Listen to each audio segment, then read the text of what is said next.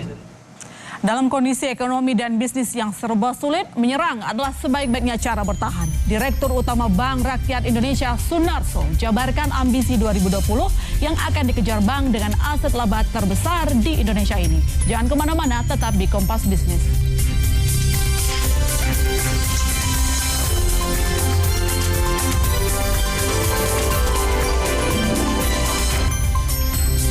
COVID-19 alias virus corona membuat imunitas ekonomi menurun. Di masa sulit ini, perbankan memasang kuda-kuda menghalau potensi kredit bermasalah.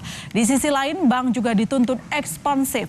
Berikut dialog khas Kompas 100 Yo Talks dengan Direktur Utama Bank Rakyat Indonesia Sunarso yang punya prinsip menyerang adalah sebaik-baiknya cara untuk bertahan.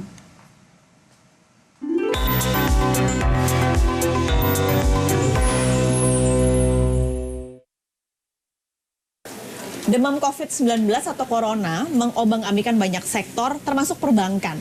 Nah, apakah bank dengan aset terbesar di Indonesia, BRI, ikut kena dampaknya? Sudah bersama saya Direktur Utama BRI Sunarso. Pak Sunarso, terima kasih banyak sudah main ke Kompas TV. Sama-sama. Kita langsung bahas soal NPL, Pak, yang tampaknya ini yang paling terdampak untuk karena virus corona. Ya. Masih optimis, Pak, di angka 2,8%? Saya harus tetap optimis dengan alasan dan pertimbangan. Yang pertama, kalau bank sebesar BRI tidak optimis, terus kita mau jadi apa? Itu yang pertama.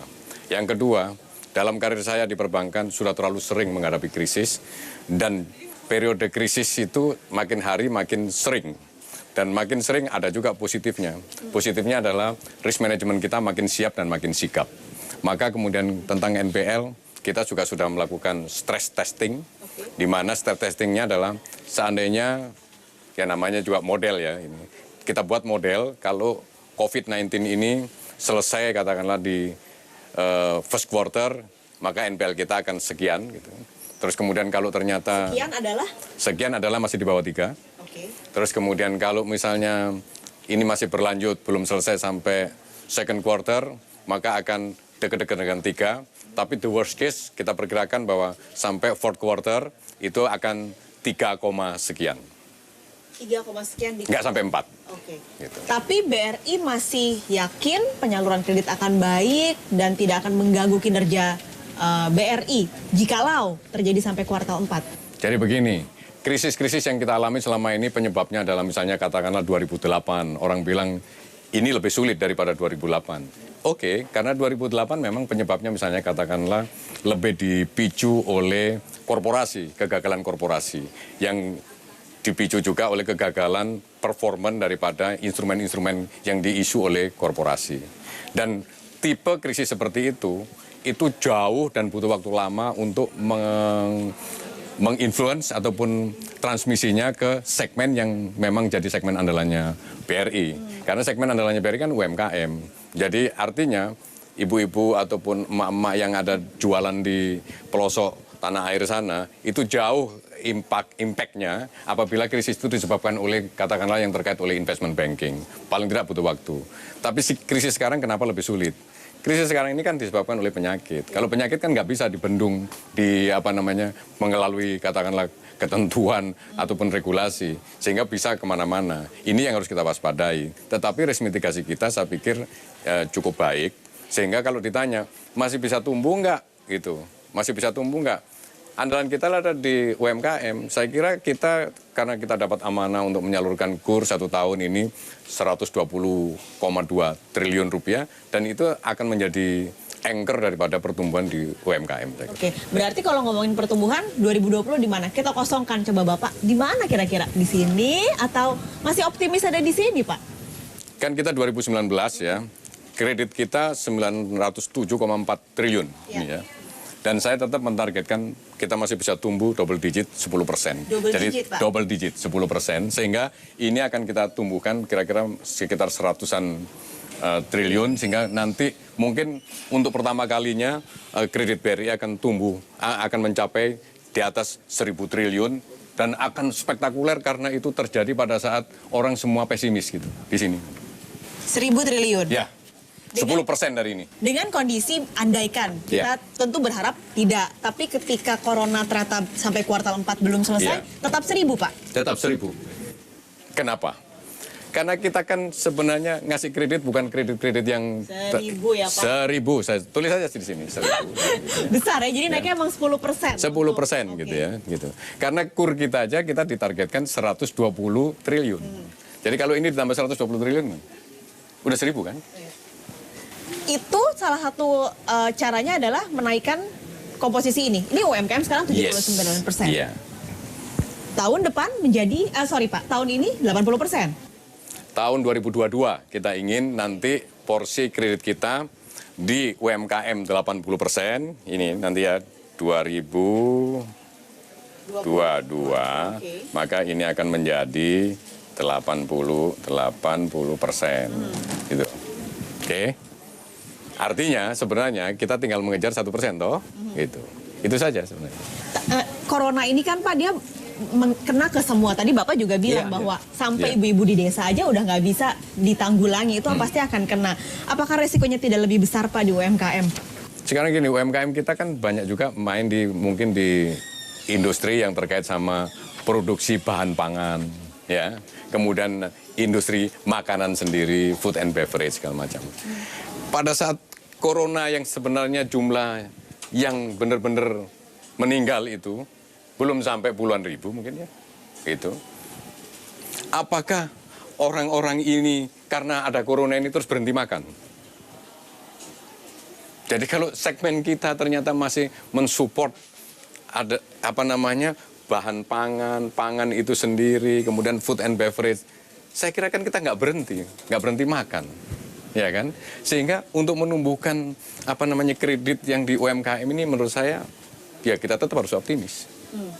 Ada satu sektor yang Bapak sempat sebutkan soal micro financing. Nah itu apakah masuk ke sini atau itu sektor di luar yang emang pengen digarap kuenya karena belum tergarap? Masuk di sini.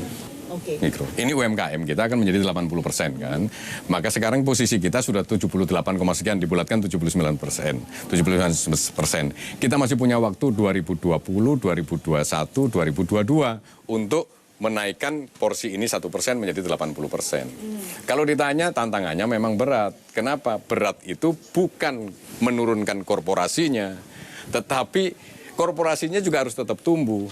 Sehingga nanti korporasinya tetap menempati posisi 20%. Tetapi yang paling berat memang adalah bagaimana korporasi tetap tumbuh, tetapi porsinya akan dikalahkan oleh UMKM yang menjadi 80%. Berarti menumbuhkan UMKM-nya harus lebih kencang.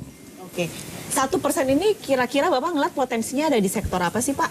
Dan sektor, kita ngomong ya, sektor ya. Segmen dulu ngomong. Menurut saya segmen yang paling potensial adalah di mikro. Ya. Mikro masih cukup besar, tetapi ingat, ada tantangan yang lebih besar lagi adalah menaikkan mikro ini menjadi kecil dan menengah. Dan kecil dan menengah itu porsinya masih kecil. Sehingga kalau kita bisa naikkan yang mikro ini naik kelas menjadi kecil dan menengah, itu juga sudah mengisi target ini sendiri. Kemudian yang mikro kita perluas customer base-nya. Dan memperluas customer base-nya itulah yang kemudian kita harus pergi ke lebih kecil lagi, yang kita sebut ultra mikro. Gitu. Makanya kemudian BRI membuat strategi bahwa, kalau begitu kita harus go smaller. Karena pergi yang lebih kecil-kecil lagi. Tetapi itu mahal. Kita harus dengan digital supaya cepat. Maka kita go shorter, go faster. Itu sebenarnya. Oke, kalau ngomongin digital Pak, biasanya ada kecenderungan ketika perbankan beralih ke digital. Nah ini nih karyawannya berkurang. Berkurang Pak di 2017 ke 2018. Memang naik lagi. Tapi apakah dengan tadi Bapak bilang go smaller, shorter, faster dan berubah ke digital, pengaruh nggak sih Pak ke karyawan? Nah ini ngomongnya harus pelan-pelan tapi tegas ya.